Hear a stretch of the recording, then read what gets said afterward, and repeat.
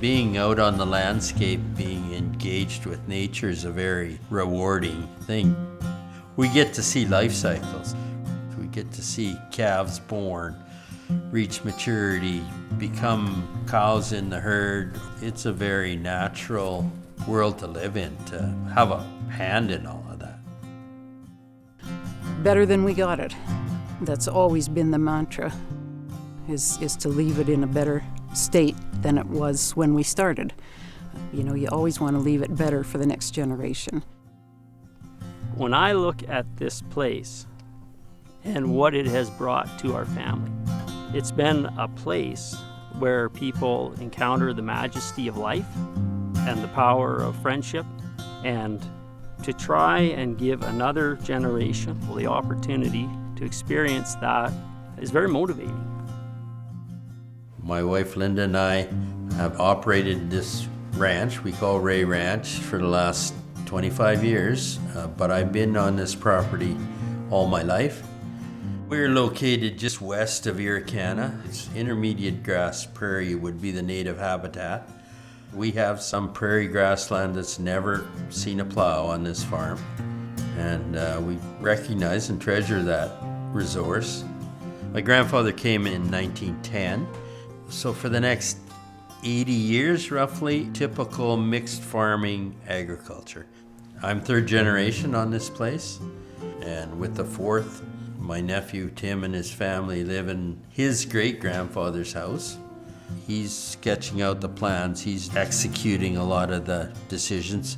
Linda and I mentor, we decide what directions we're gonna go, but we're now running on his plan. Probably the biggest challenge is there's so many things out of our control, right? We're part of a system that's so sophisticated and buzzing with life. It's a challenge to kind of wrap our minds around what the impact is of an action that we make. So the best we can do is, again, present ourselves humbly to the day, observe what's going on, and try with our broad network across the industry, within research, beyond our sector even. What's playing out in the industry? What are the trends? To try and understand and appreciate how the ecosystem functions to make a viable business. And so there's a very steep learning curve. I mean, the stuff we learned in the 20 years we did it together, and now with Tim with new ideas, and technology is growing too, so you learn different things. It's never a process that stands still. You're always trying to move forward. We spent quite a bit of time learning how to be better grazers, and we divided into 20-acre paddocks with water in the corner of the paddock somewhere, and proceeded to move cows every 2 or 3 days for the next 25 years. Now, more recently, you know, the focus has kind of shifted to the soil. If we can get those systems in the soil working right to raise healthy crops, to raise healthy livestock, to provide healthy food, yeah, that's what we're doing.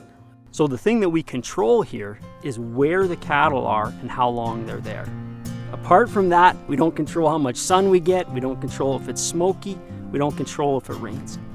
And we want to see that they're there just long enough to stress the plants, which drives carbon and various biological processes below ground through the manure of the cattle, through the response of the plants.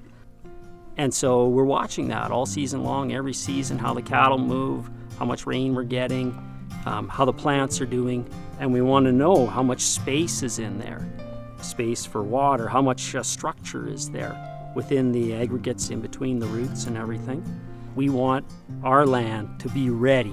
So when it rains, we want to capture and hold it, clean it, and send it back through the water cycle, through a living root, up through photosynthesis, driving it just as it was designed to do. Living on a ranch that's been in the family now for 113 years, and with the next generation coming on board, you know, we want to leave our land better than we found it. And being stewards of the land is something that we all aspire to. So to be recognized by others that 50 years later, we're on the right track. Yeah, we can see the fruits of all that labor.